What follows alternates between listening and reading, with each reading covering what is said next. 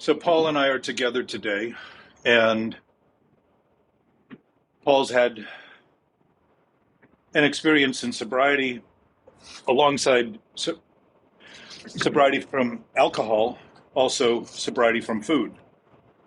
And abstinence of overeating is another symptom, another condition that many people struggle with.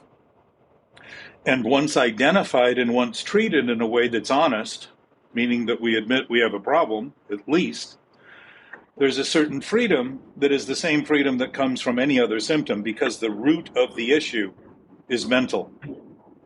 The root of all symptomatic compulsive behaviors, and I would say reactive and impulsive behaviors, is mental.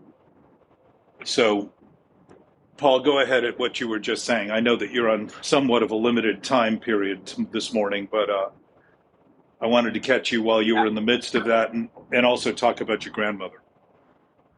Yeah, good morning. Thanks for your time. I really appreciate your time, and I really like to be a student of this mental disease.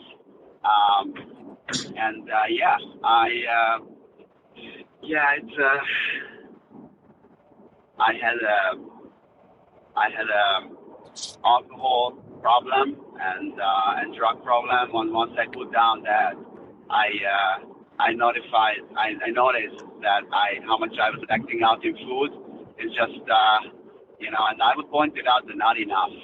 It's just not enough. I want more, and it's like that's just once I'm in the grip of the illness that I get in this jail when I'm like I want more. Not enough. I want more. Not enough, and I just kept doing. And it's like the backside of the coin is like it's like I catch up myself and I'm gaining like 30-40 pounds in a quick period of time, and then after that, like all these feelings and emotions comes in. But anyway, yes, I actually abstaining from sugar and. My grandmother passed away yesterday, actually. She has cancer, and she is a close person growing up. I had a lot of beautiful memories with her, and I found myself getting home yesterday night to thinking that I entitled today to have a huge bowl of oatmeal before I go to sleep. That it's gonna give me comfort, and it's gonna make me feel good about myself. So I actually identified that I feel discomfort first before I was able to. Before I even thinking like that, what would comfort me, it's so beautiful that what I learned in this programs and this recovery and this master program and from you as well, that I don't have to, I'm not my feelings and not my emotions as well, and how to feel these and not acting out actually, and just be okay to sit quiet when I get home at like 10:30 after work, and I also actually was able to be there for my mom, because my mom is also who's struggling with loss, and she doesn't have a 12-step program like I do, and she's a compulsive overeater like I do, and she doesn't have the tools what I have.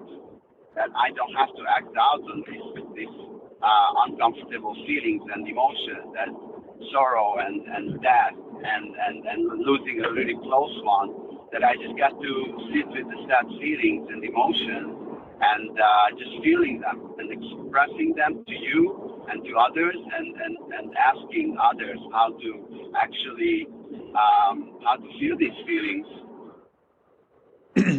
Well, and the answer is just to feel them. Yeah. Which is why they're there. But, I grow up not wanting to feel them and not knowing to feel them and not learning how to actually feel them. And And that's not how it is today. And that's what I'm learning today, even. Well, And and I'm obsessed with it it. it's never been that way based on what you did. It's always been that way based on what you do now.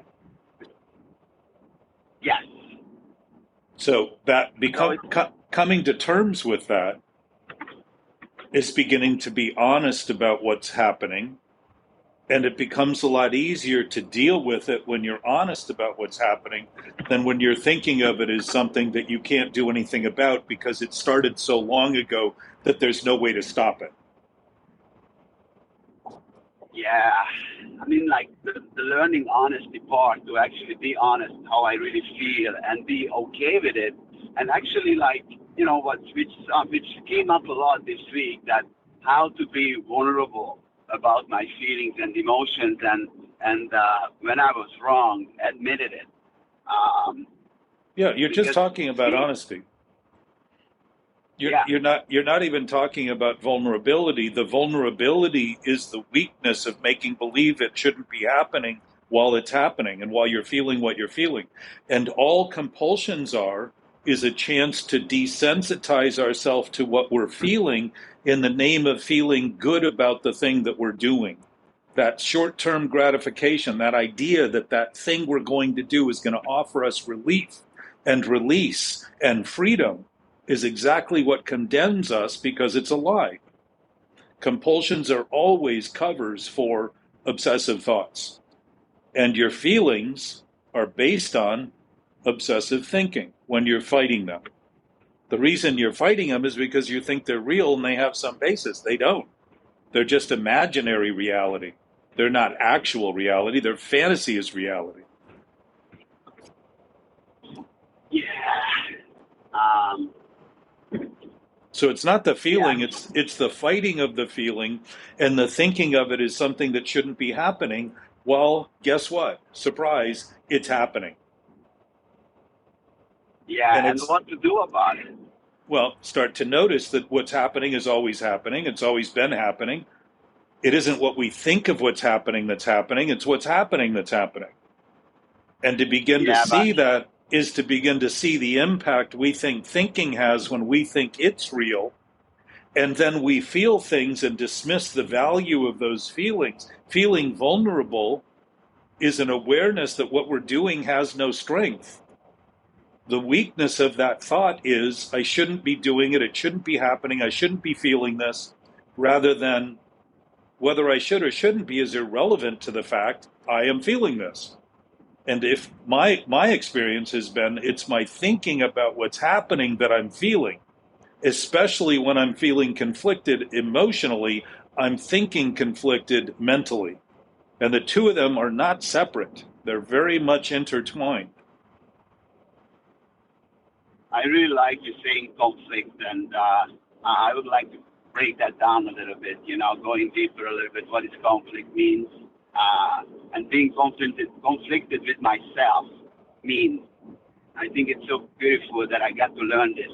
Like, because if I'm not in conflict with myself and with my thinking, then that for me it's like I'm in God frequency, and I'm in the present moment, and I got to be in the present moment. And then when I'm in conflict, that's when I actually want to, like, it's a sense of discomfort. I feel not good, and I want to feel good. So what can I do about it? And I remember, like, there is no other ways other than have a drink, and there is no other way that I'm going to order, I'm going to use, or I'm going to use food, and and Yeah. and then there is, so, and It's every obsessive thought has an attachment to a compulsion. And some of those compulsions we've been doing so long we think they're normal. And everyone else seems to be doing them too because we think of them as normal, we think of it as normal for everyone. So when we see someone else doing it, we think that's proof we can do it too. But a compulsion is actually attempting to deny the experience we're having in the name of creating a new experience that feels good, when all we're doing is avoiding the fact that what we're thinking is bad, which is why we're feeling bad, and our thinking is uncomfortable because we know it doesn't fit. I think, yeah, I think what you just mentioned, it exactly says it in the big book, like, or something like, maybe rephrasing it or not sure, but like, when that's the reality, when it's like, this is what life is, and like, I don't know, maybe it's like, talking about like an illusion, or I don't know, I maybe like tomorrow, or like we're gonna bring it up, but it's Well, beautifully but said that. slow that down a little bit. Think about that. Tomorrow we'll figure it out, meaning today we won't. Today being the No, meaning to today being the only day where it's actually happening. We're not going to do it now. We're going to do it then. That's why my sense is karma has been developed as something that happens and fix it. We get it fixed in the next. We're fixing what we did in the last life because there's nothing we can do about it. But now, when in fact it's also saying there's nothing we can do about what we're doing now because we'll fix it in the next life. Rather than karma is immediate, and what karma is consequence. And consequence, when it's considered coincidence, think about the word coincidence. It's coinciding simultaneously. Cause and effect is happening simultaneously. It isn't cause and eventually effect. It's cause and eventually we admit the effect because we can't take it any longer. We've suffered too much pain. And so we finally concede maybe something's wrong rather than see that we know immediately something's wrong because we're uncomfortable. And we're starting to do something that we've done 1,000 times that's never worked. And we think this will be the time.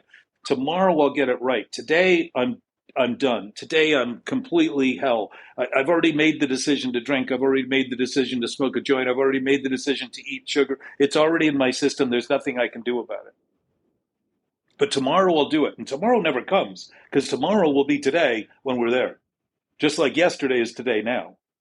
The present is, you're always in the present as you described, that sense of God. You're always there, making believe that being preoccupied and you're thinking about something that's conflicted because it's so consumed. You can't maintain a lie with anything other than complete undivided attention. And yet the attention that you're giving it is actually divided between you and what you call yourself, which is just another idea about you. It's just another thinking about you. So when you think yourself is in conflict, the conflict is the self you think you're in, because it isn't a self at all. It's just thinking about itself that you're struggling with. yeah, and I love the attention part, like, and how to be attained about what is How to going on, how to be what? and how to be attained, or like how to like um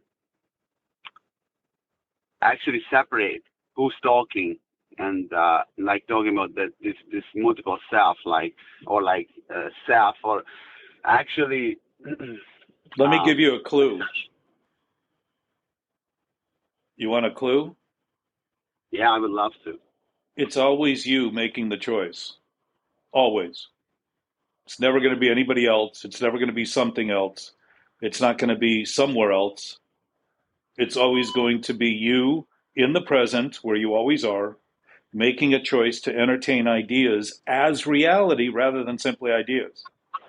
It isn't the idea that's the problem. It's thinking they're true that's the problem, and then thinking there's nothing we can do about it, because how are we possibly going to overcome reality?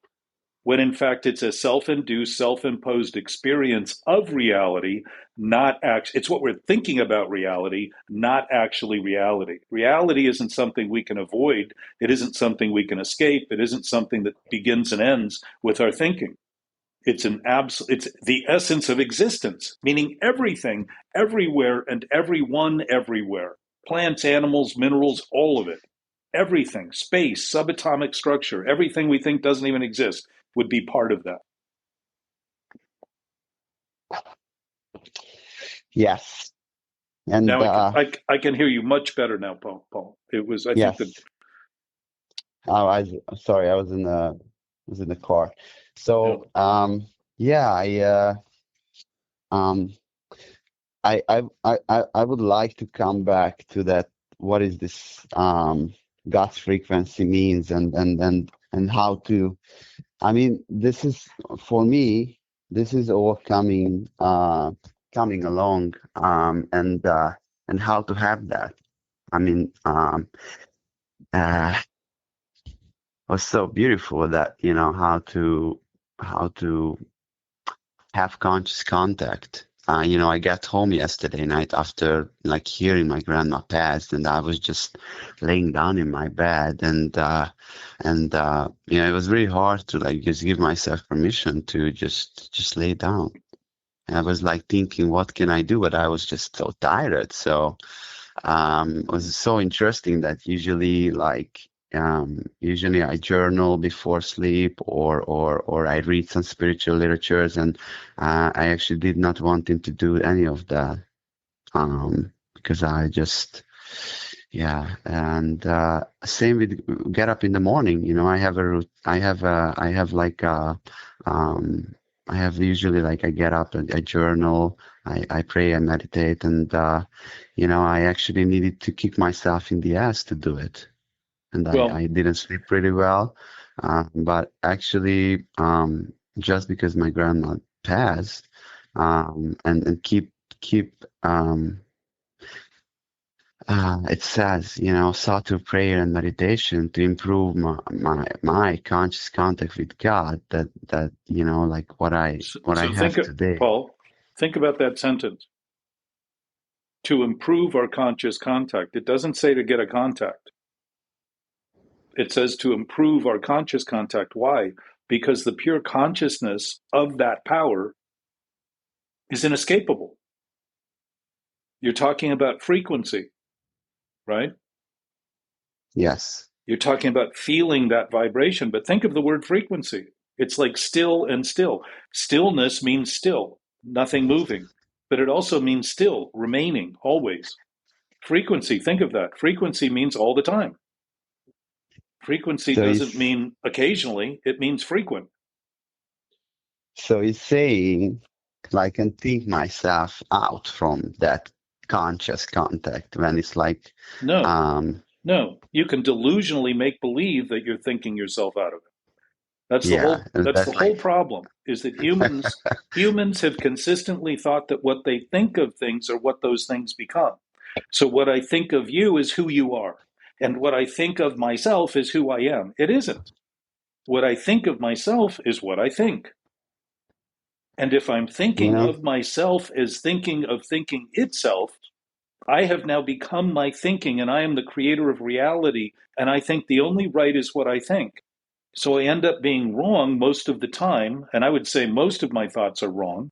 And to think of them as right would be to miss the absolute nature of rightness that is absolutely moral and absolutely virtuous and absolutely loving and kind. We call humankind kind, and it isn't always. And we call civilization civil, and it isn't always.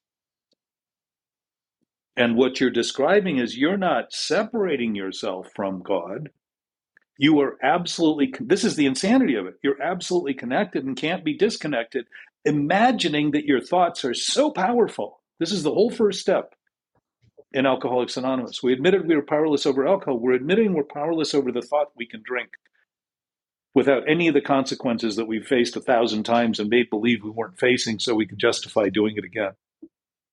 And it's a thinking, we think that thinking more about it's going to fix it, that tomorrow the thinking's going to correct it. We are admitting the impossibility of that thinking today, now, always. And you said to me the other day, I'm really aware of these things now. I don't know how to stop them. As though the impulse is, I should never feel bad. If I'm burning in a house and I'm trying to figure out how not to feel fire, I'm going to die. My survival instincts are going to be backward, just like they are in obsessive thinking, where I think fighting is the solution, and I think flying away is the solution, into a compulsion, escaping. And I think freezing, being numb, acting as though I'm completely unconcerned and detached and desensitized is the answer. I think you touched something like, you're giving so many so many beautiful information this short period of time. Like, I would like to go back to conflict and what is being conflicted. Well, if you're having a thought that you think is reality, could there be a greater conflict than that with reality? If your whole idea about reality is only what you think, it means that the rest of reality that's actually real, the reality that is real, is now masquerading as you in your terms, yourself. That's just an imagined idea we have. Thoughts are imagined. They're not reality. They're a product of reality, meaning they can't be reality. They can express reality, but intuition doesn't take a lot of thinking. Intuition knows what to do clearly because the brain is actually functioning on its ultimate level rather than this depreciated, disintegrated degradation of making believe that we can be in conflict and put all the pieces together all the time and somehow they're going to fit when it's a bunch of different jigsaw puzzles in the same box. Not going to happen. Mm. So the Yeah. conflict, that's the conflict. So how to be not in conflict? Well, you're not in conflict. You just think you are. I think I am, yes. Just start to You notice what you're thinking, what you're capable of doing with your thinking, because this loving source that is all of all powerful, all knowing, all present, all the omniscient, omnipotent, etc., doesn't keep anything from us. We fail to utilize everything we've been given. And to excuse that, we make believe God doesn't give it to us and we need to do more to get there. We need to earn it. We need to buy some more of God's attention. We need to have God listen to us better. We need to, all these, we're literally blaming God or the concept of God for not doing for us what we are absolutely, first of all, doing and claim to have nothing to do with. Now think of that conflict. I'm causing it and acting as though the effect is happening to me. Why? Because I'm trying to be responsible for what I'm doing. I'm trying to make believe that I'm a victim. There are no victims in reality whatsoever. There are no lies in reality whatsoever. None. Zero. Ever. Those are all things that are masquerading in the brains of humans and maybe other species, but let's stick with the one we are part of for the time being.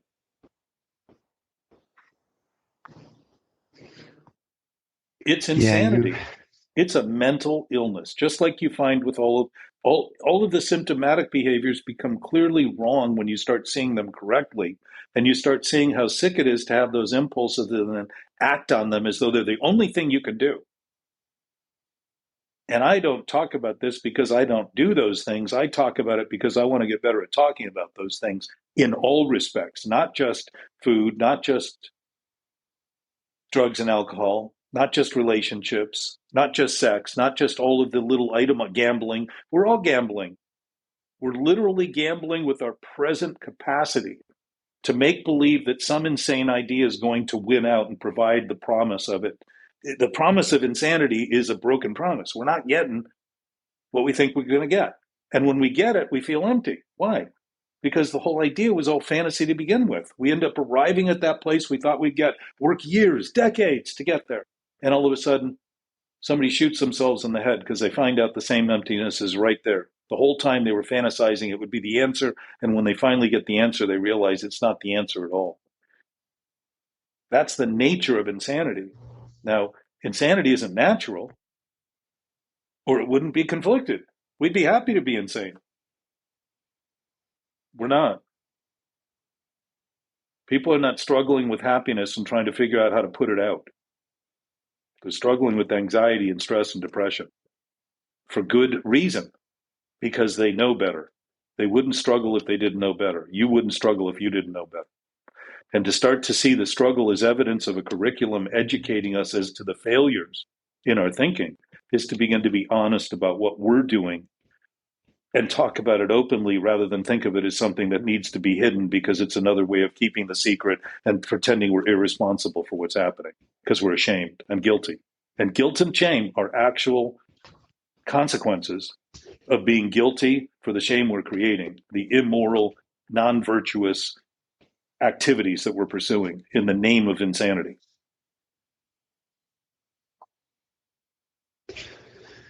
Yeah, those feelings. Um, you mentioned something. Was like, um, idea happiness. What does that mean? And what to Doesn't do mean about it? unhappy. And Does not mean unhappy. yeah, how would you describe happiness today? What does that mean for you? Well, I mean, we can define it, and I'll let you look that up and work on that a little bit. But I would say what we're talking about is freedom from the conflict, the awareness that the conflict, when I think thoughts are real, I think I'm in thoughts. And then I think I'm stuck in my head. And I think the thoughts are intruding on me. Think of that. They have to be an enemy that's separate from me to be intruding on me. So I've created an environment where I think I'm in them. It's like being in a dream. If you're in a dream and it's a nightmare, you're relieved when you wake up. Much happier to wake up and say, "Oh, that was only a dream." Wow. I was, you were in your own experience facing what seemed real, but it was a dream. We're doing that during the day. We're doing that with our eyes open when we say we're not sleeping. And we're still creating and inducing and imposing that experience on our sleepwalking during the day, on the steps we take, and the places we go, and the people we interact with. To any degree, we're treating fantasy as reality. And to begin to So, see that thinking isn't right, it's just a thought. It's an analysis of what's happening. Thinking is about trying to protect us from risks so that we can make decisions that give us a better chance of surviving. That's what thinking is about. It's part of the body's function, and it's instinctive to want to avoid risks and increase potential successes. Because that's what survival's about. That's what organisms strive for. It doesn't mean we're going to live forever, not going to die. It means that in the process of this living, we can begin to emulate the absolute nature of existence if we're interested in actually living. And my suspicion is we're not afraid of death, we're afraid of actually living. But we preoccupy ourselves with death just like we preoccupy ourselves with addictions, making believe that we can't be free of it, and as a result, we're condemned by it. We're not. To not die is to never be born. Why would we value so much being born and think the thing that it ultimately leads to for everyone and everything is so abhorrent and so horrible? We're not thinking about it accurately. And I'm not yeah, suggesting on a human level that it doesn't have pain and it doesn't involve a sense of loss. We're missing that body, that smell, the touch, the sound, the appearance. We're missing that thing. And yet, during the day, with people that are still here, we discount and avoid and desensitize ourselves and call them toxic and push them away and break off relationships with the same value that we're claiming now all of a sudden we see in the person who's gone. yeah. I always get stuck if you say something like "wow," and then you say a lot of "wow." But you said it like, happiness is um, means supposed to be, or your means.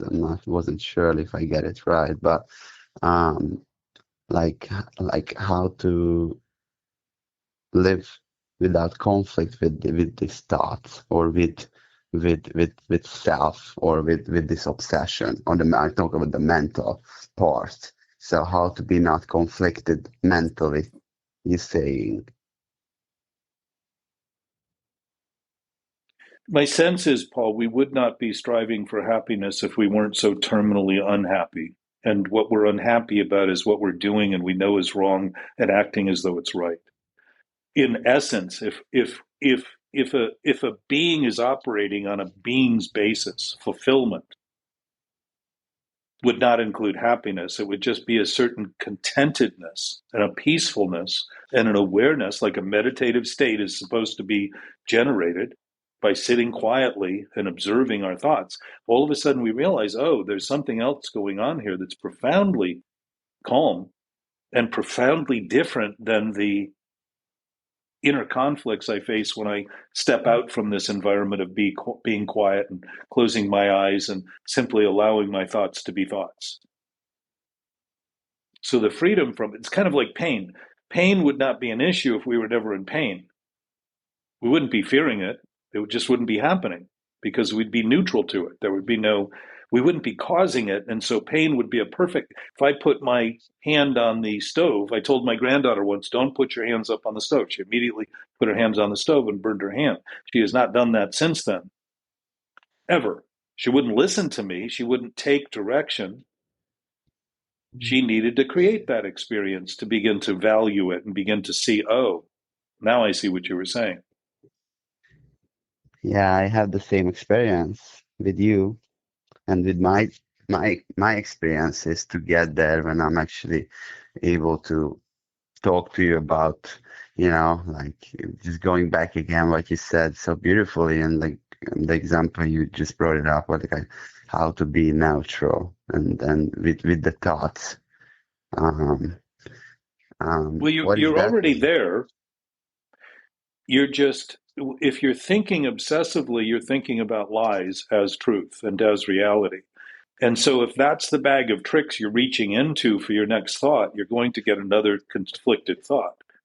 And so, it's going to go on and on and on, just like the eating goes on, and the smoking goes on, and the drinking goes on, and the drugging goes on. Because it's the primary addiction is mental, it's not symptomatic, it's the disease, the actual disease, which is defined as mental in the big book. And I would agree that's where it's sourced. Mental obsession in alcoholism, people think often that the obsession in alcoholism is removed when the obsession to drink is removed. But what's left is all the other obsessive thoughts we have that don't have anything to do with drinking that are also sick because they were the pool of thoughts that led to the fact that drinking would give us relief from all of them by simply drinking or by eating or by doing the one thing that seems to give us the most gratification. We thought it would eliminate them all rather than see, no, that was one symptom that I am now free from. And being free from it, I am happier, literally, to look at the consequences of that thinking in all respects with relation to my life. The fourth step talks about it, a moral inventory. It's talking about it because we're coming from an immoral position. What would immoral be? Unnatural, unhealthy, diseased rather than comforted, discontent rather than actual content of reality being fulfilling. We're trying to fill a vacancy of reality with ideas about it that will never be enough to satisfy the fulfillment of reality because it's never been unfilled. It's always real. It's always here. It's always now. It's always everywhere with everything simultaneously. And it isn't something that's in space and time at all anyhow. So it's very hard to comprehend, but there's no need to comprehend something that we absolutely know because existence is based on it. It's just our existence. It's what life actually is, not what we make out of life and what we think of life and what we accuse life of being or thinking of in some depreciated, illogical, irrational, unreasonable, unusable fashion. Yeah. Just going back there a little bit again. What is knowing means? What do I know? And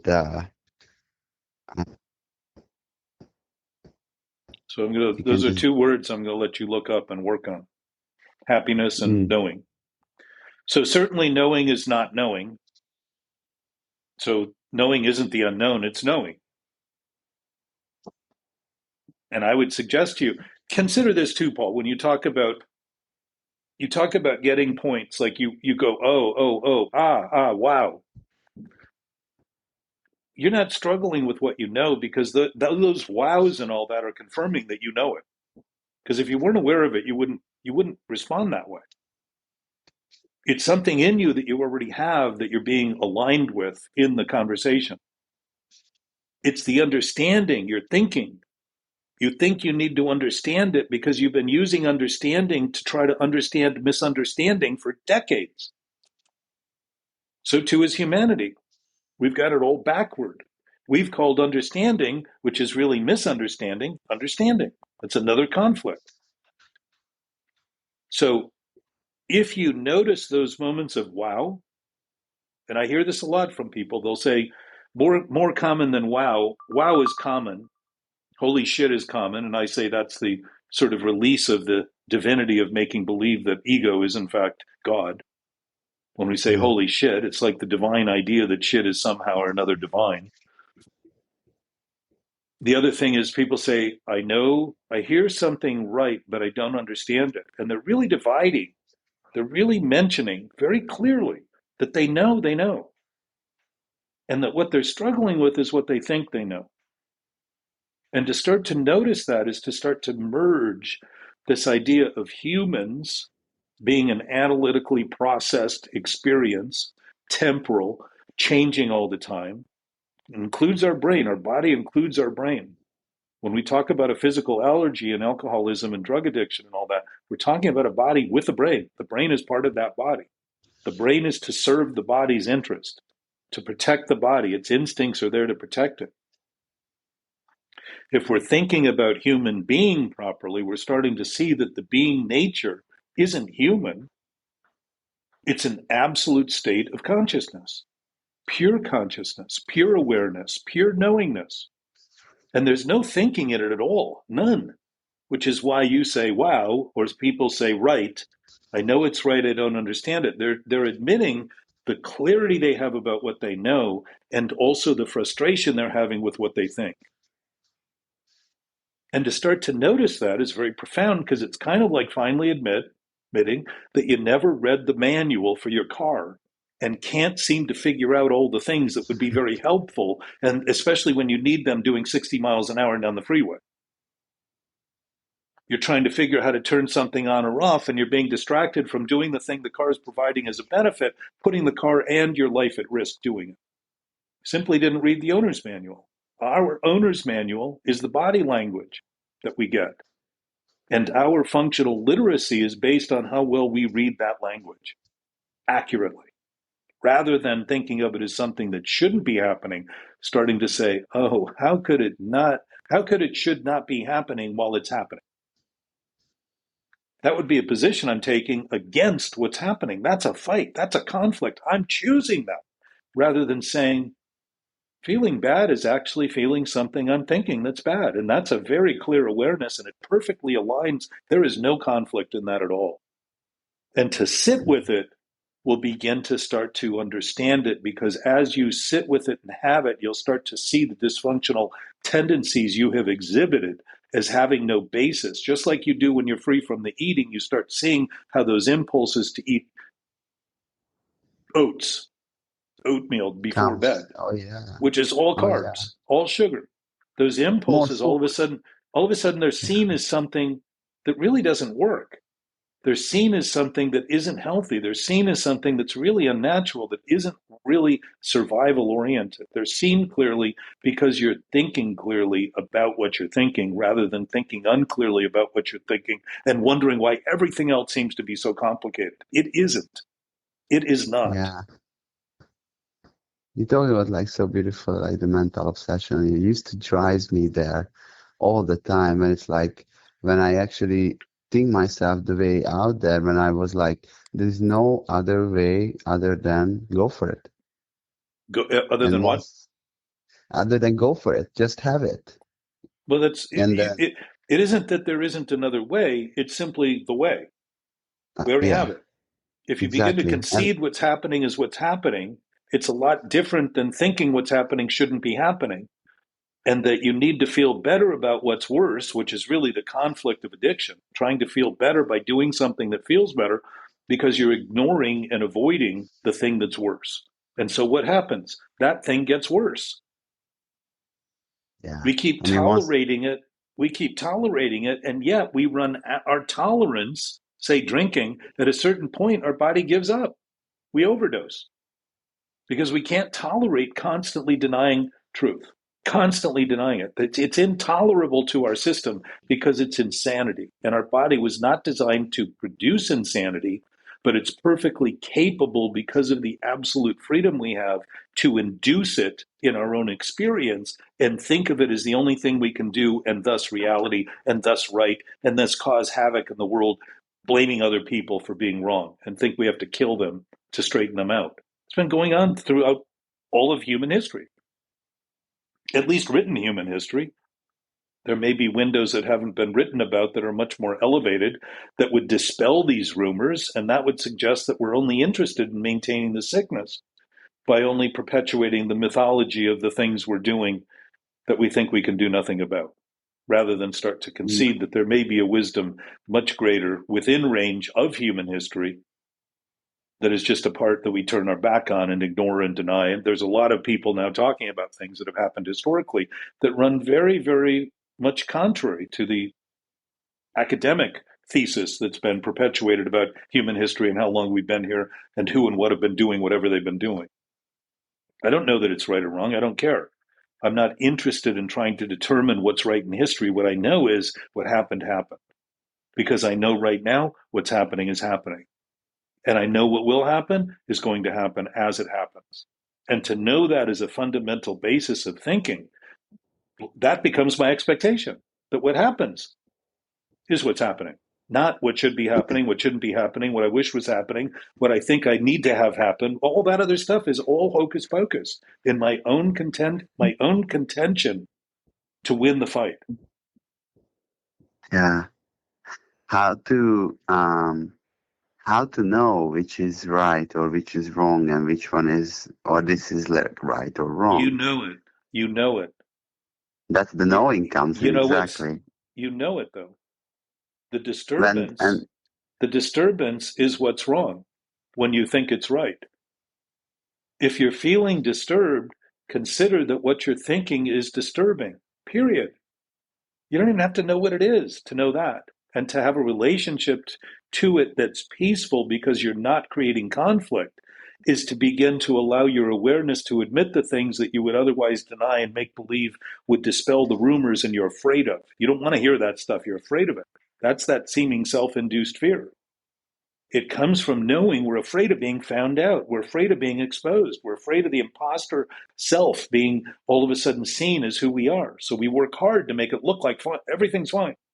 Ask people how they're doing. Fine, 99% of the time. And you know what? 99% of the time, they're not fine. There's something going on that isn't right. dishonesty. Yeah, we create images. Dishonesty comes in. We act as Which is, how we'd like to appear and how we'd like to seem rather than as we are.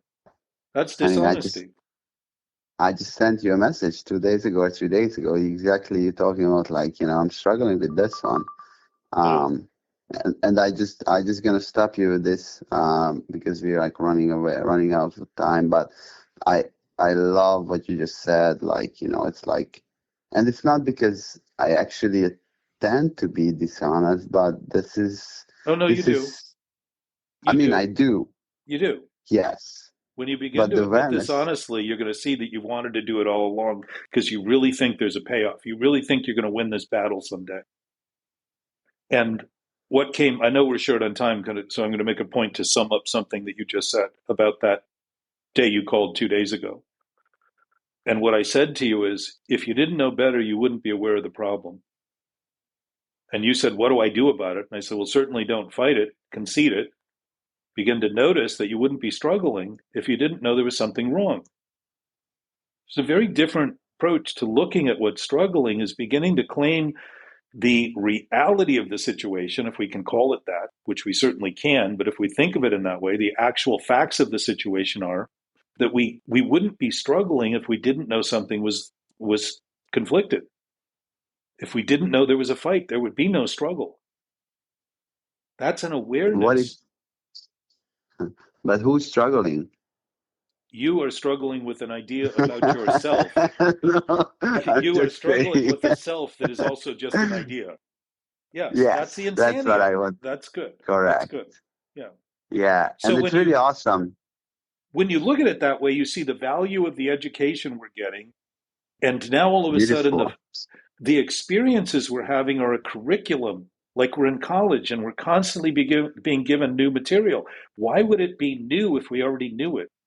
In terms of our human experience, it's new because we're looking at it newly every moment with new circumstances and new combinations of circumstances.